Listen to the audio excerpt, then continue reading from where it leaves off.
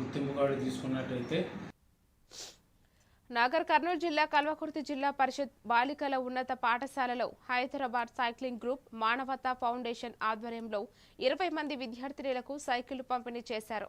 Bus సౌకర్యం లేని గ్రామాల నుంచి నడుచుకుంటూ పాఠశాలకు వచ్చే బాలికలకు ఈ సైకిళ్లు అందజేశారు. విద్యార్థుల అవసరాన్ని గుర్తించి ఈ కార్యక్రమాన్ని చేపట్టినట్లు మానవతా ఫౌండేషన్ చైర్మన్ డాక్టర్ రమ్య సౌజన్య తెలిపారు.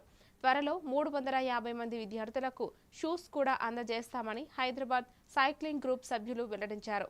ఈ సందర్భంగా విద్యార్థులకు రోడ్డు భద్రత, సైకిల్ నిర్వహణపై అవగాహన కల్పించారు. కల్వకుర్తి గర్ల్స్ హై స్కూల్లో ఒక 20 సైకిల్స్ మన అమ్మాయిలకు డిస్ట్రిబ్యూట్ చేయడం జరిగింది. సో ఈ కార్యక్రమానికి మాకు సపోర్ట్ చేసినటువంటి హైదరాబాద్ సైక్లింగ్ గ్రూప్ వాళ్ళకి ప్రత్యేకమైన ధన్యవాదాలు.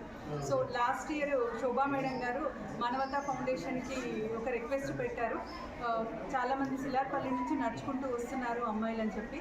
సో ఈ రిక్వెస్ట్ని మేము హైదరాబాద్ సైక్లింగ్ గ్రూప్ మన సుందరన్నకి కన్వే చేశాము.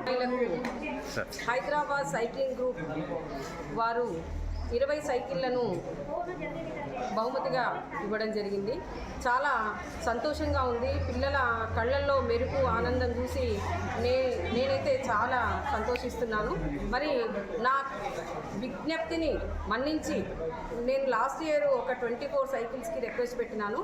నా విజ్ఞప్తిని మన్నించి సుందర్ సింగ్ గారు ఆ గ్రూప్లో ఉండడం, సభ్యుడిగా ఉండడం మాకు చాలా మేలు జరిగింది.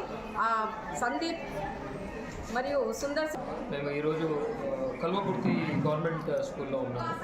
అండ్ ఎంత సంతోషం అంటే మేము దాదాపు ఒక 20 సైకిల్స్ మేము ఇక్కడ పిల్లలకి ఇవ్వడం జరిగింది. ఎందుకంటే ఒక 4 నుంచి 5 కిలోమీటర్ల పిల్లలు, especially under privileged girl child ఎవరైతే బీద పరిస్థితుల్లో ఉంటారో, వాళ్ళు ఎవరైతే 4 to 5 కిలోమీటర్స్ స్కూల్కి నడుచుకుంటూ వస్తారో వాళ్ళకి మా ఉద్దేశం ఏంటంటే వాళ్ళకి ఒక ఉన్నతమైన చదువుని, అంటే ఒక మంచి చదువు, అంటే వాళ్ళు కష్టపడి చదువుకు మేము దృష్టిలో పెట్టుకొని ఒక 350 షూ డొనేషన్ కూడా చేస్తామన్న ఒక ప్రామిస్ కూడా చేశాము. అండ్ తప్పకుండా ఆ ప్రామిస్ని మేము నిలుపుకుంటామనేసి కోరుకుంటున్నాను. And at the same time ఈ మిషన్ 1000 ఇలాగే ముందుకు సాగుతుంది.